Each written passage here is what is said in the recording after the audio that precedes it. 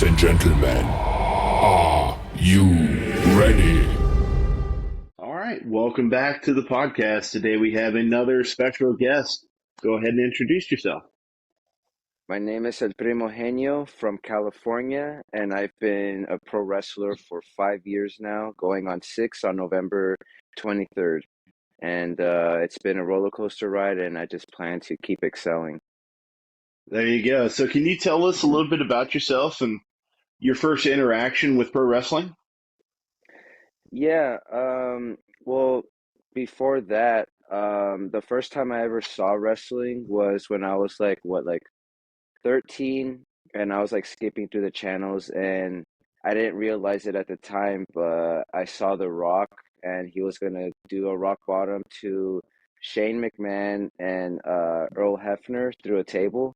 And I didn't know that at that time, and I ended up like changing the channel on The Rock. So I'm like, at this day, I'm like pissed because I missed. That was during the Attitude Era, so I'm pissed that I missed the whole Attitude Era. But I got into it pretty late, around like 15, 16 years old.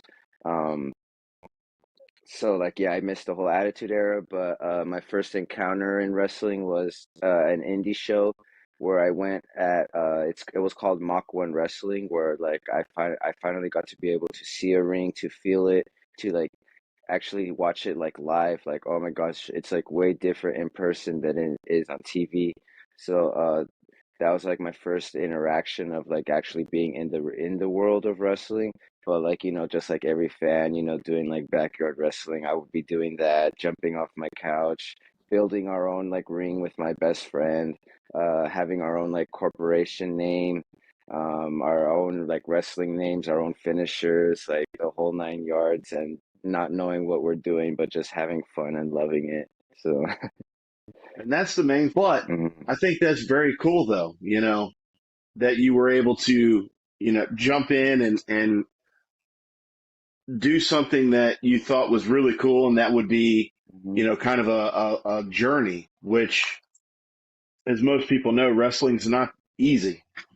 No, it's not.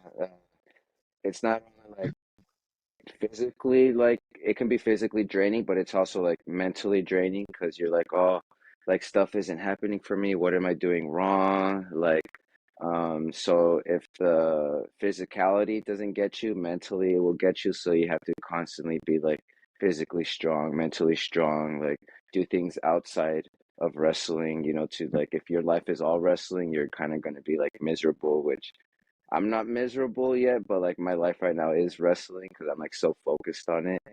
But it kind of gets to you, but I'm looking at the long game. I'm looking at like the bigger picture. So like short term, all the sacrifices I'm doing is gonna pay off, you know.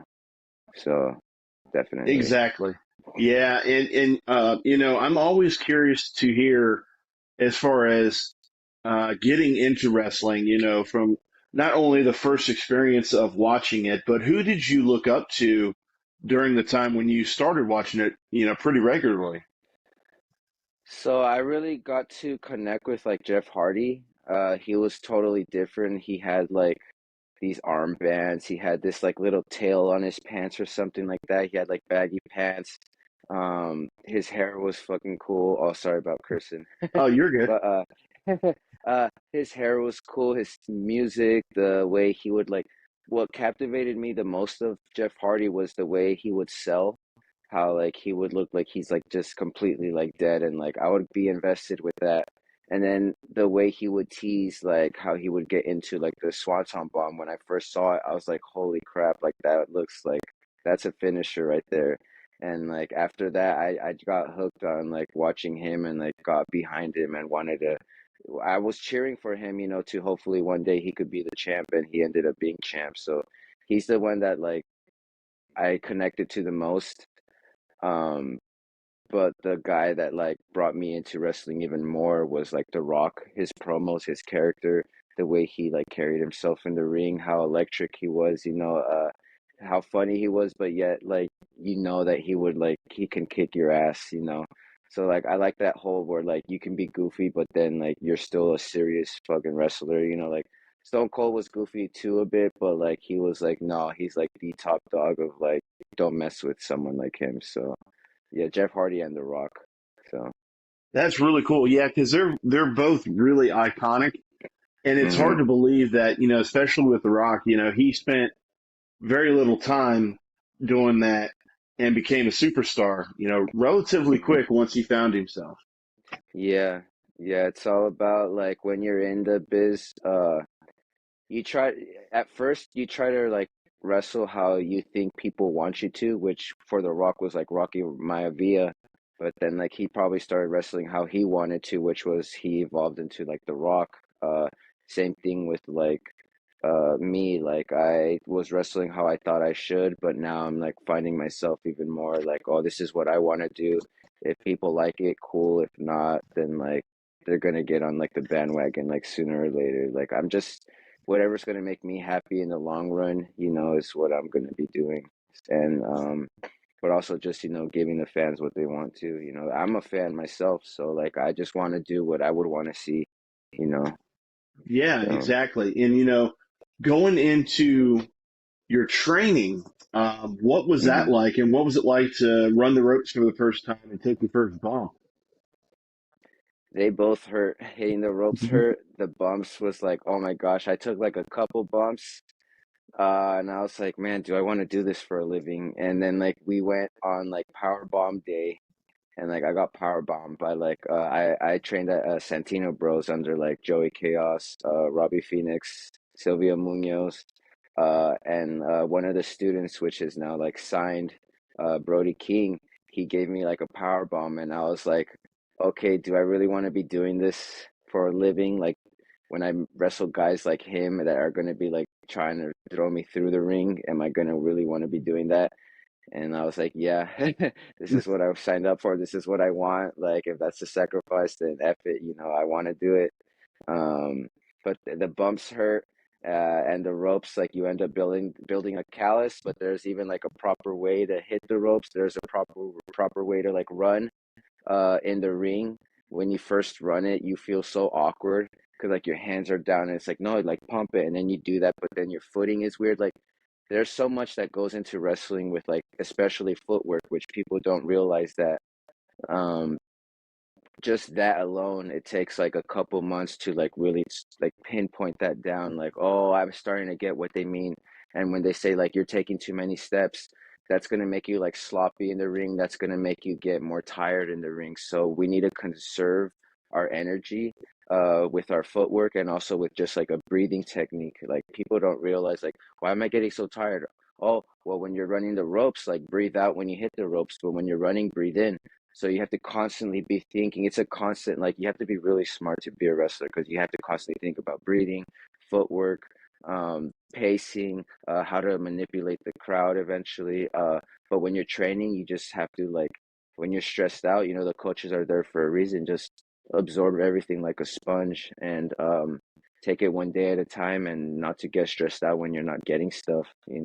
So Yeah. that's why it's physically hard, mentally hard, because it's like F, man, I know I could do it, but I'm not doing it, and then you feel you're left behind, and then all this crap. But it's like no, like focus on yourself. Like this is your journey. Don't worry about their journey. Like this is what I'm doing.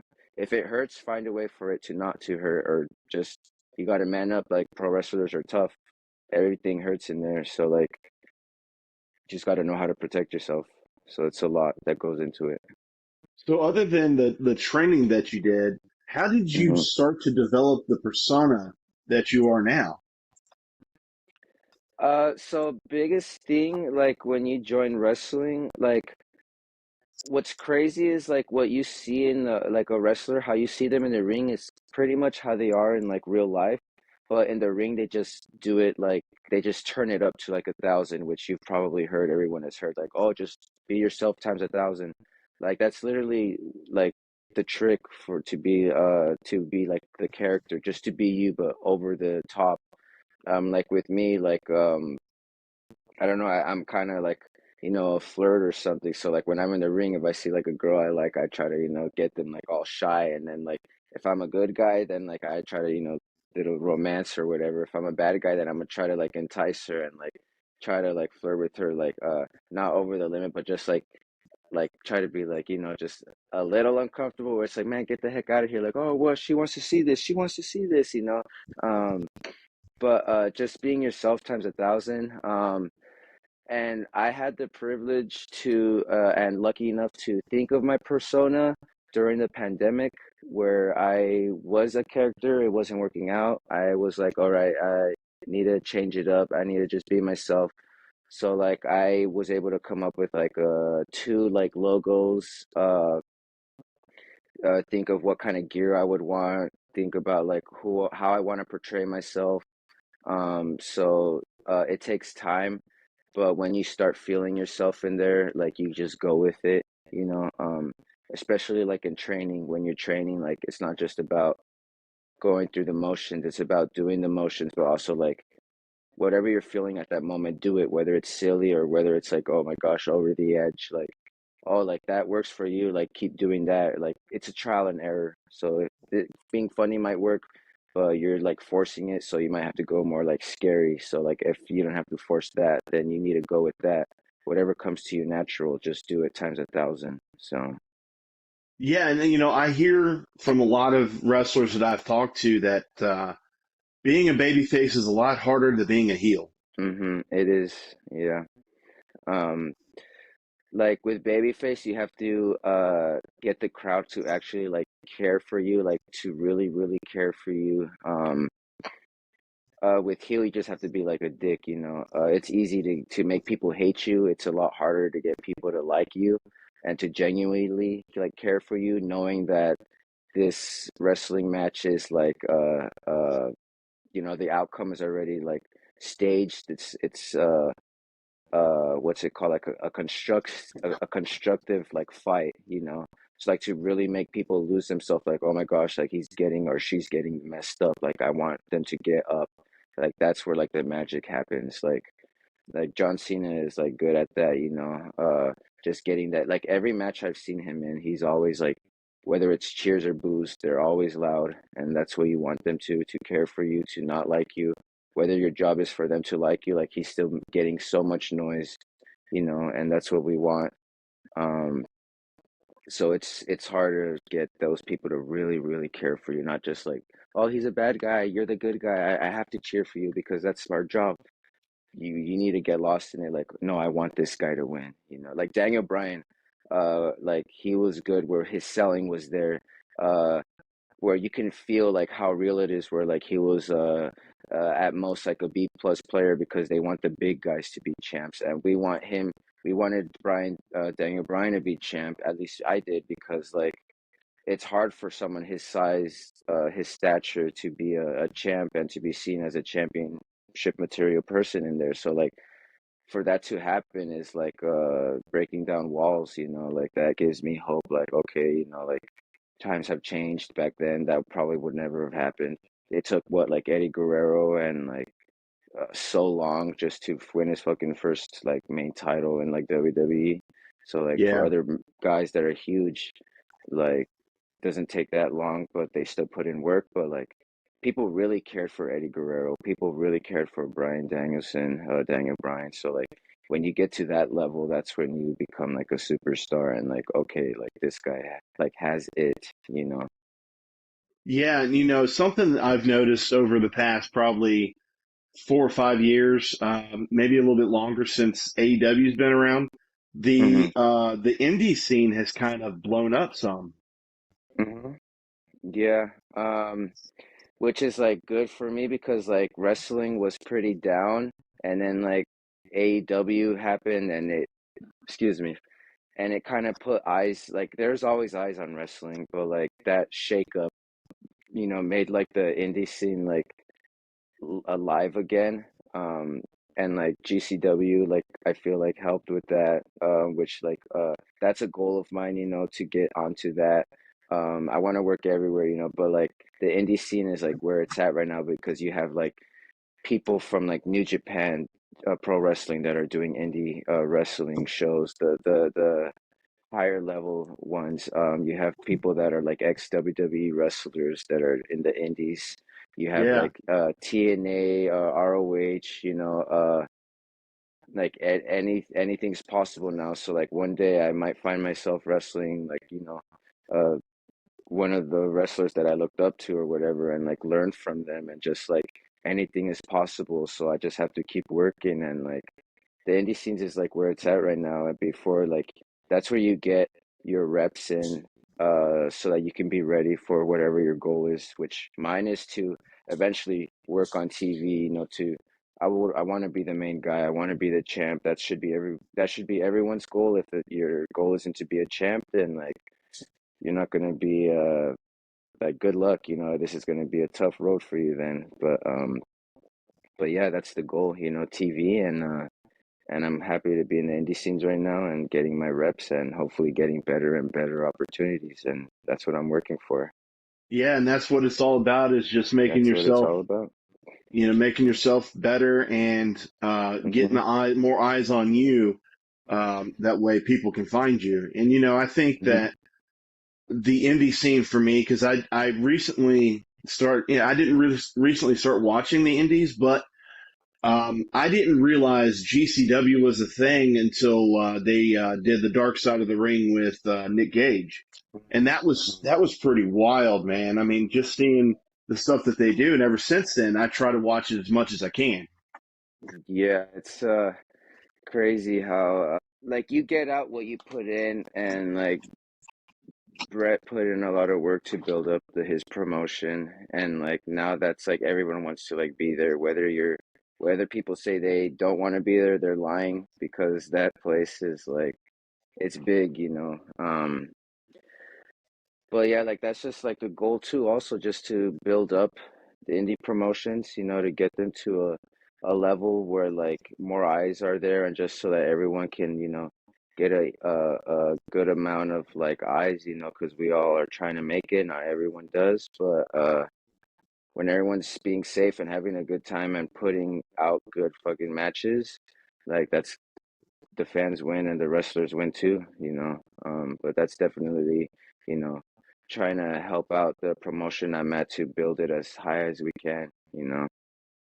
Yeah, yeah, and getting into your first match, what was that feeling like to go out in front of the crowd and try to entertain and do what you do best? It was nerve-wracking, man. Like my debut match it was in a fatal four-way, me, Matt Vandegrift, Vinny Wasco, and Alec Tomas. Um and like I was like in a outer body experience. I couldn't like really absorb. Like when I walked out, I couldn't like absorb it. I was so tense, like, oh, I have to, remember this, and this, and I hope I don't forget, and just making sure I remember everything. And like, I wasn't able to be present. Like I was just nervous. Um, it wasn't until what, like maybe like my 10th match where I started to like relax and able to like, oh my gosh, I actually see people's faces now. Like when I first debuted, I was looking, but I didn't like I couldn't. I had to be like quick, quick, quick. I was just like, oh my gosh, I was in my zone. Like fuck, I don't even want to look out there because like I don't want to like get lost. But like it was very rewarding. I couldn't believe like fuck, this is my first step in my pro wrestling career. Like I'm in it. Like I was happy. I had my own gear, my own wrestling boots, my own music, my character, my move sets. I was like, fuck, I'm one step closer to, stepping out of being a fan and into actually being a pro wrestler. And that's just so cool to be able to call yourself that. Not a lot of people even finish this school or even like the first day of training, and I am able to say that I did finish it. I did have my first match, and 5 years later, I'm still wrestling, still learning, still improving, getting better. The sky's the limit for me, and like I really do feel like I feel like big stuff will happen for me. It might take longer than I want, but like I know it's gonna happen. Like I have something to offer, and I just love doing this. So And that's the main thing, is, believing in yourself and believing hmm that you can do it, and eventually it will happen. It may take a it while, but will. sometimes, just takes putting in the work, and then it works out. Yeah, and that's just a thing that helps me is like it's not about the destination, it's about the journey, and like it really is, because like let's say I was already at WWE, it's like, oh, I'm already here, like damn, like that was quick, or like, oh damn, like when like when the cat finally gets the string, you keep pulling it and the cat gets the string and they're like, oh, I'm bored already, or like, oh, I already got it, like that's it. Like no, I'm like enjoying the road there, learning to get myself ready to get to that level. um and if I'm eager and I want to be there so fast, it's like, oh, I might be there, I'm not ready, and I'm gonna shit on my like opportunity, and like, yeah, you made it there, but then you didn't last there. So when I'm there, it's to stay. So I'm Yeah. enjoying and learning from everything I'm doing right now. So I'm always curious to find out with some of the other Hmm. wrestlers that I talk to when it comes down to where you would want to end up. I've had Hmm. people tell me they want to end up with WWE, Hmm. AEW, GCW, some of the indie promotions like MLW. Is there a goal there? And the only reason I ask is there's so many different promotions Hmm. just in the states as there are overseas, like New Japan, and I'm always curious to hear what your goals are there. I definitely want to like end and like build my career in WWE. But I want to end in WWE, but I want to still be like working at and like leave a legacy in like New Japan Pro Wrestling, Ring of Honor, AEW, I want to end in WWE, but the goal is to work like every single major promotion, like start from the bottom all the way to the top, even like the top indie places right now, like work my way up, work everywhere, and to be like well known and to perfect my craft, and to be like, this guy can go with anyone and he can do it all, and like this guy is like everything that a pro wrestler needs to be, and that's what I want to be. I want to have that respect.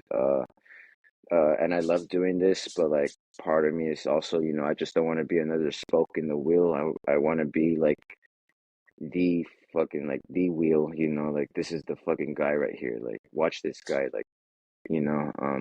But definitely like end in WWE.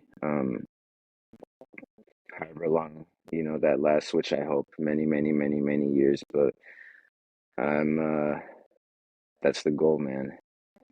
So. Yeah, see, that's very interesting to hear because almost everybody I've talked to says that, and I can understand that Hmm. because they've been the pro wrestling juggernaut for a long, long time.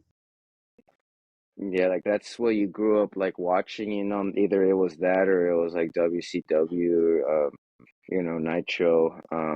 But WWE is like a whole different animal because like they travel everywhere, and like they're able to like still stay not afloat but like excel in their like brand, and like they're just they're like a they're a juggernaut. They are the like wrestling company, like whether you want to say it's like any other company, like WWE is like everyone once in their life wanted to work there, be there, like go to a show there. Like it's totally different when you're there.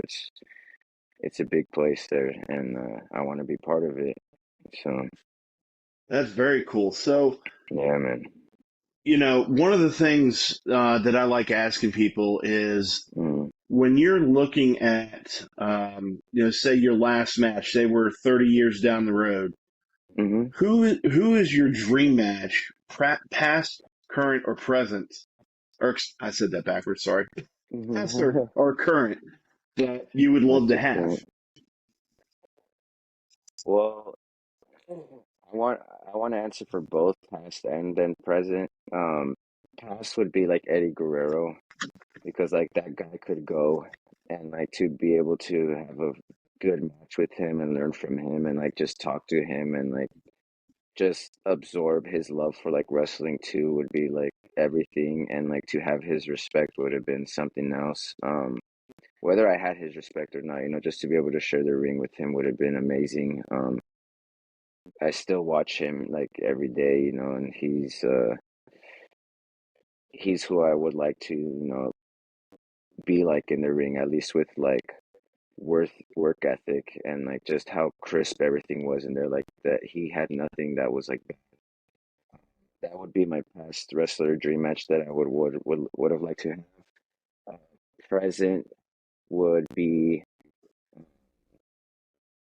Brian Danielson.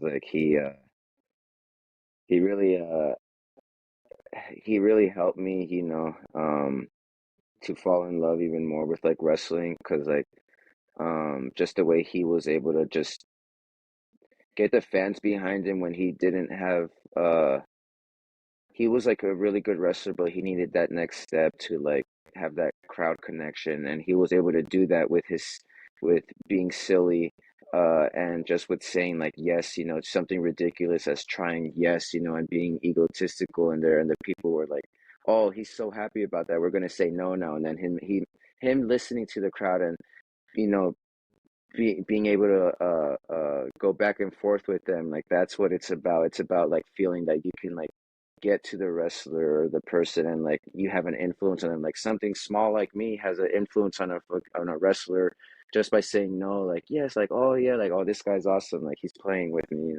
uh uh but him, and also like I would watch, like I wasn't aware that he was Brian Danielson in like the 80s, and I would watch his stuff and I'm like, holy shit, like he's smacking people, he's making noise with like his clubs, and like he was kicking people's ass in there, and I was like, fuck, like this is a whole new style of wrestling, which brought me to like New Japan and like Noah, and I was like, holy shit, like these fucking guys, like I didn't understand what kind of wrestling that was. I was used to like WWE, and like he opened my eyes to that whole new world, and I was like, I don't think I can be a fan of this, but I watched it more, and I was like, holy shit, like this is actually really fucking good stuff. With their like hold and just their like technical wrestling. Like I used to hate technical wrestling. Now I fucking love it, and like I was actually able to like train in a New Japan Pro Wrestling ring in LA. It's in Carson. They have a school here, and I was able to train in a ring. I was able to actually like debut in their student showcase. So I can say that I have a foot in. I hopefully to keep working at like New Japan. That one was New Japan Pro Wrestling Academy. Uh, so like I have that under my belt where I have been in a New Japan Pro Wrestling ring, Um and like anything can happen, and like I'm not gonna stop till I achieve everything I fucking want, because like I want it all, and I've given a lot for this, and I'm not gonna leave until I get what's like owed to me. As shitty as that might sound, like wrestling doesn't owe you anything. I know it doesn't, but like I want it, man. Like I'm gonna make it owe me. Like I don't know what else to say. Like I'm fucking not gonna leave. So Yeah, and see that's really cool to hear because you won't make it in anything you do if you don't believe in yourself and you don't push yourself to the next level and keep moving forward. That's the same thing that I'm hearing you say with wrestling is the end goal is to be the top guy. And mhm. if you're not wanting to be the top guy or the world champion, you're in the wrong business. Yes, absolutely. Yeah. So, one last question for you. hmm What is your Mount Rushmore of wrestlers? Any wrestler, past or present. Okay. Mount Rushmore of pro wrestlers, past or present, would be Eddie Guerrero, Kurt Angle, The Rock, and I'm gonna have to say Undertaker. And I Yeah. couldn't agree more. I mean, they're all hmm very good in their own right, especially the Undertaker lasting as long as he did, and to Right. stay relevant that entire time. hmm And like just everything he like totally just gave into the gimmick, and like sacrificed what however like 30 years of his life of like not having like a not showing his personal life, like I am Undertaker, like you're not gonna break me, I'm not gonna have an interview, like he gave up stuff just so that the gimmick and his character could stay alive, to this fucking day. So that's how much he loved wrestling and how much he wanted to make it work. So um, that helps when like I feel like I'm struggling or if I'm like, oh, I don't know if it's gonna work. Like, hey, just put it out there, and make yourself that legend. So like I have references of like, oh, is it dumb? Oh, no, it's not because like this guy made this work and the Undertaker is not dumb. It's a legend. So yeah. Yeah, exactly. So, where can our followers find you on social media? Yeah, so on all social media platforms, whether it's Instagram, Facebook, Hive, X, um, TikTok, and Threads, it's all at El Primohenio. So at EL, and you can watch me on like YouTube too under my school of Santino Bros where I trained. I have a lot of matches there. I had recently had a match yesterday with Alec Tomas. Which I finally brought out some new gear, my trunks, everything white, white boots, white trunks, felt and like looked like $1 million. So like, yeah, check it out and thank you for watching this with us and trying to learn something from me. And I appreciate you too, Josh. And like, just let people know where they could find you at too, man. Absolutely. Listen, I appreciate everything. I appreciate you coming on the show and sharing your story. It was wonderful to meet you, and hopefully we can Hmm. do it again. Down, down.